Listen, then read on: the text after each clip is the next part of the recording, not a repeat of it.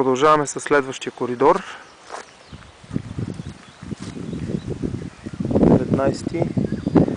Отново въздесъщите 10 мм. Ето ги там. И някъде на пътя една мишена, която със сигурност е с намалена обойна зона и отново е отчукана, така че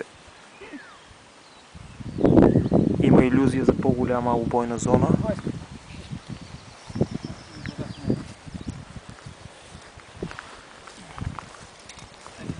20 коридор.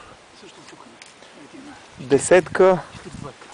Познатата ни десятка. Всъщност на някои места имаше 15, но така не мога да си спомня коя каква е. Тази е десятка със сигурност. Възможно е някъде, където съм казал да е 10, че е 10, да е 15. Това едва ли е много съществено. Ето, в средата на екрана се вижда, на много хубаво место е сложена, но беше близко тази мишена, може би 40-42 метра. Така преценявам на око. 40, може би не повече от 40 метра беше тази мишена. Много. Създава иллюзия, че няма. Значи аз като стрелях тук имаше доста вятър. В интерес на истината предпочетах да стрелям когато е силен вятъра, защото по някакъв начин можеш да дадеш все пак някаква корекция. Да си представиш ситуацията и да коригираш. Тъй като не беше постоянен вятър и може да те излъже. Като затихне, може би има една алюзия за спокойно така време и би могъл да пропусне човек.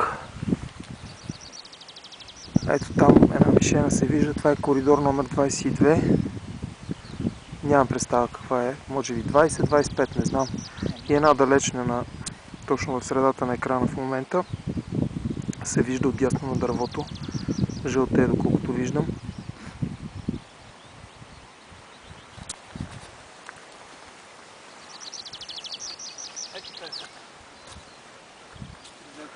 Тази е 50 метра, прав е Явчо. Според мен беше 49, аз поне така оценявам.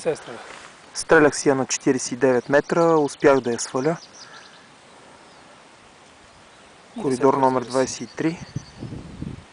Отново в центъра на екрана, в ляво от дървото, по-дебеличкото, което се вижда. И една десятка. Задължителната десятка. На тази позиция трябваше да се стреля от две различни места. Просто беше невъзможно от една позиция да се стреля. Предпоследния коридор. Близка на 15 метра сигурно. И далече на 40, не знам колко. 42 да кажем. Може би 40.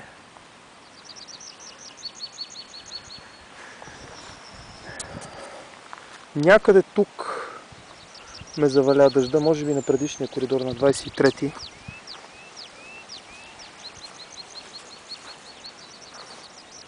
Ето го последния коридор, 25. Две мишени. Първата мишена я пропуснах. Пропуснах я, защото, както се вижда, има много висока трева. И когато духа вятър, дори да си намериш коридорче, през което ще мине чашката, може вятъра да те изненада и да ти се изпречи някоя тревичка на траекторията на чашката.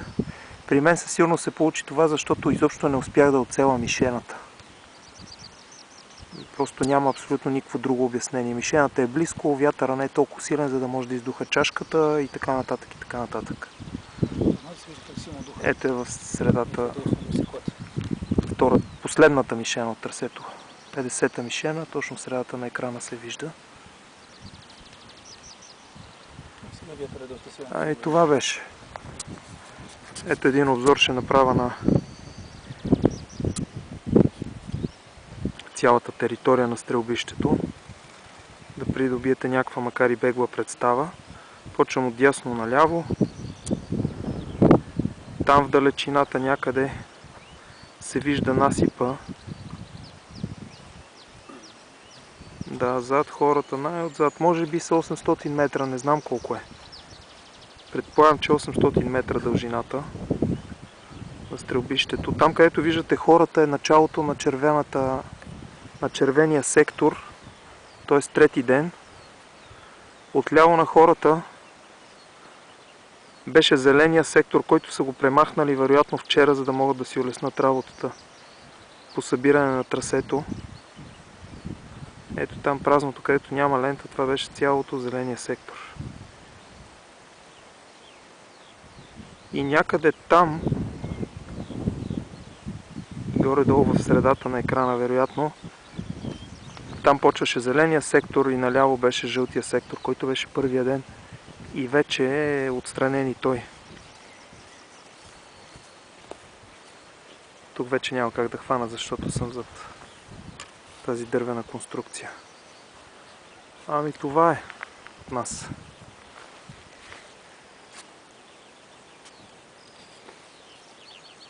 Искам входение.